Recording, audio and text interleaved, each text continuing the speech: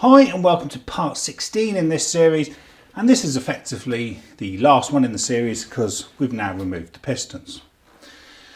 So in this video I removed the oil pump, the crankshaft bearing ladder and the crankshaft and the pistons. So just as a quick reminder, this engine is the Peugeot EP6 or THP150, which is a 1.6 litre turbocharged petrol engine with direct injection and a host of technically advanced features such as a keyless crank sprocket with no friction washers, which can easily result in the timing sprocket on the crank to slip if the crank bolt isn't 100% tight. This results in the engine timer going out and the engine smashing itself to bits, as in my case here. You're then left with a mint car body shell that's only done 63,000 miles but with no engine and no cost-effective way to repair the engine. So it's all just scrap. This is progress though apparently, and scrapping cars at 63,000 miles is just what the planet needs. But anyway, if this video series is helping you, I would appreciate it if you could like the video and subscribe to my channel. But for now, thank you for watching and have a good weekend. So we'll start by removing the oil pump. So for that we need a Torx 45 for the 3 screws. And when you actually come to put the pump back on, you do need to actually put it on in a certain sequence. And as always, I'll leave a photo of that sequence at the end of the video with all the other reference material. But for now, we'll just get this pump off.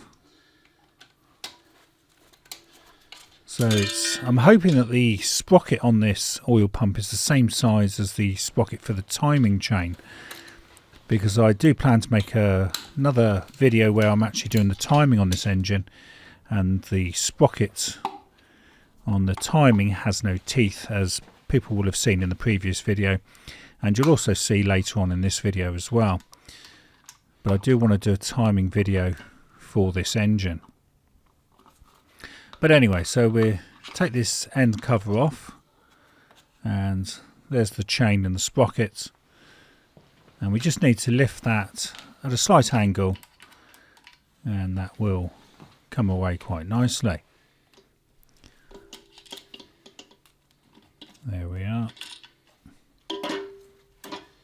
So the pump's quite a comprehensive item really. It's not as basic as some pumps that you get that are normally mounted on the timing chain end.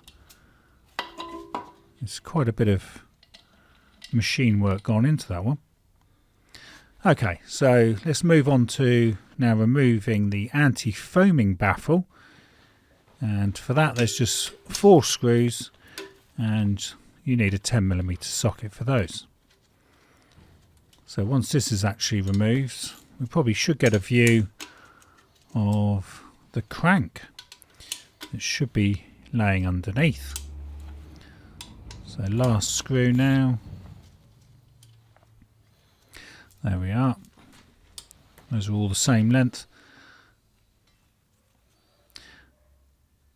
Looking a little bit oily, but not as oily as some engines. So okay, let's get on to removing the bearing cap housing. Now this is quite a major part, and you do need to undo it in the reverse of the tightening sequence. So those pictures again are at the end of the video.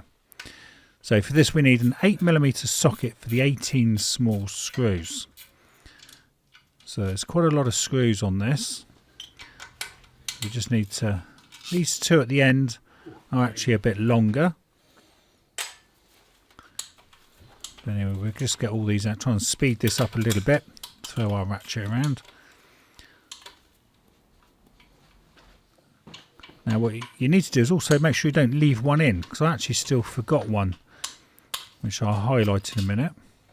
So that's the second long screw, just showing you they're both the same length.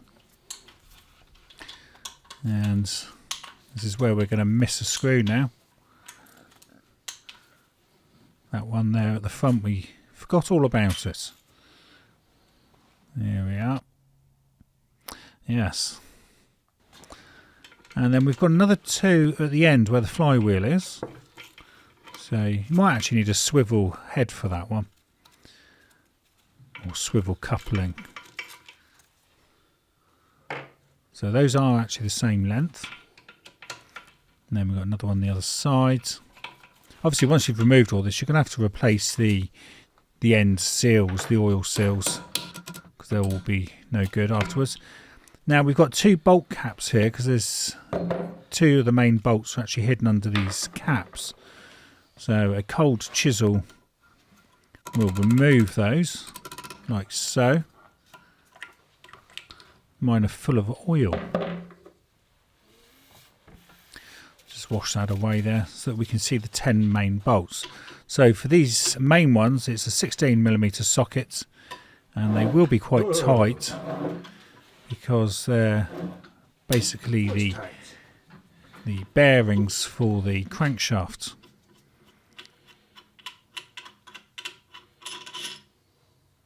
So as you can see, quite serious bolts those. Right, let's get all these out. So like I say, you must undo all this in the reverse of the tightening sequence to make sure the castings isn't sort of damaged or potentially damaged. So we're nearly there. So once we get this off, we should be able to see the crank.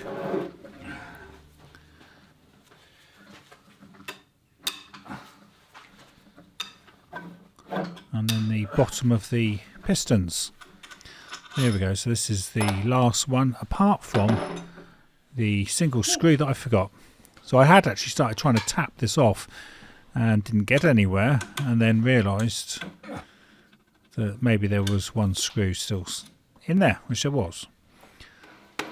Okay, here we go. So let's just get this bearing cap housing off now. And there we are, there's the crankshaft. So that's our chain for the oil pump. And the sprocket for the oil pump. Okay, so let's just have a look, because there's no keyway on this crankshaft. So I just want to show this in close up. So there's the sprocket for the timing chain, which has lost all its teeth, which appears to be exactly the same size as the oil pump one. So I should better just swap those over for my later video. But anyway, so once we put this single bolt in, you'll realise that this single bolt is all that holds your timing in position. So I've put the flywheel on so I can turn it easier. But as you can see, obviously I've not tightened it fully, but you can see there's nothing stopping those sprockets from rotating on their own. So make sure you tighten that bolt exactly to spec. Probably check with Peugeot in case they've updated the spec as well on that. Okay, so let's now get on to removing the crankshaft.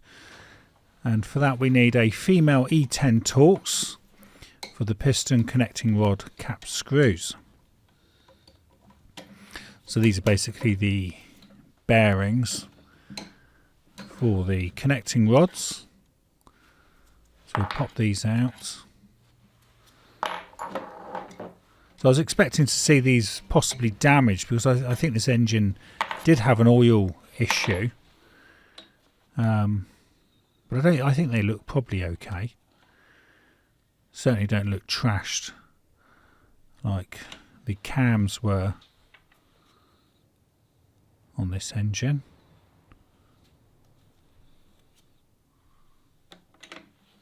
So we'll try and keep all those in order. So we'll just take out the other two.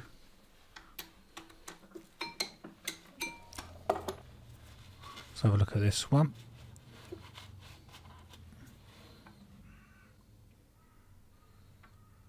Like I say, I'm no engine expert, so all of this area is really new to me. This is probably the second engine I've ever taken apart to the pistons. I think the first was an Allegro 1500, which I did take apart to salvage parts of back in the early 90s. So yeah, I've not taken many engines apart. Okay, so it should be, so we'll just take the end seals off like so. I mean, rebuilding an engine is obviously a highly specialised area, and experience is very important, which is why I'm not attempting to rebuild this engine, because I certainly wouldn't be getting it back together correctly. Okay, so that's our crank out of the way now. So should be a case of actually removing the pistons. So I'm just going to push those down like so.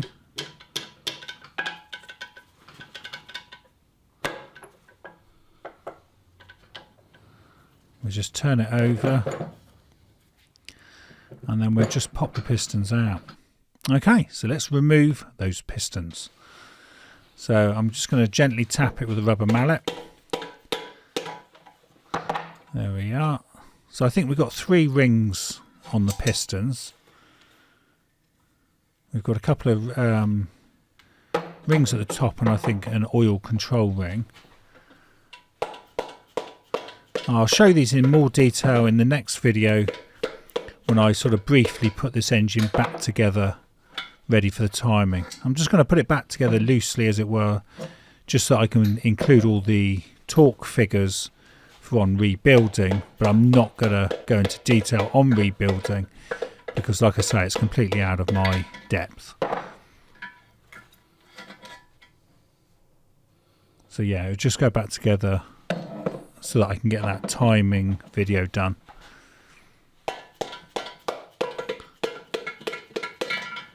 Because all these pistons are damaged anyway. I think the block's probably okay, but the rest of it's not too good. Okay, and finally removing the oil way end caps. So 12mm hex key for these 2 end caps. I've included this just to be because there's 2 end caps there, and that's really the last thing on this engine block. So we just remove those to make the video somewhat complete.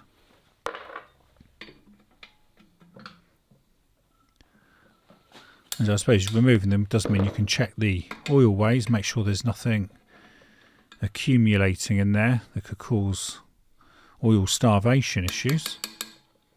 There's a little washer on there as well, sealing washer. I was trying to knock that off to show that. But anyway, there we go. So here we go. We've got some torque and other information that you can pause as reference material, and the reference photographs which you can pause to view for longer.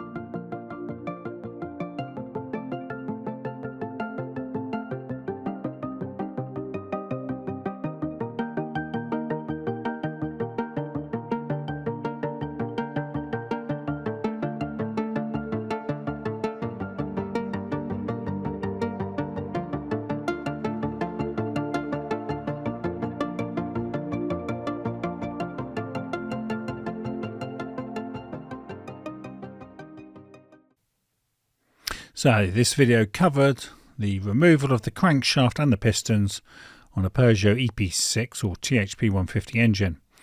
And thank you for watching, and please like and subscribe to help support this channel. This video was filmed and edited by me, Mark Savage, in February 2024, and I can be found on Instagram, Facebook and X as Goats and Gators.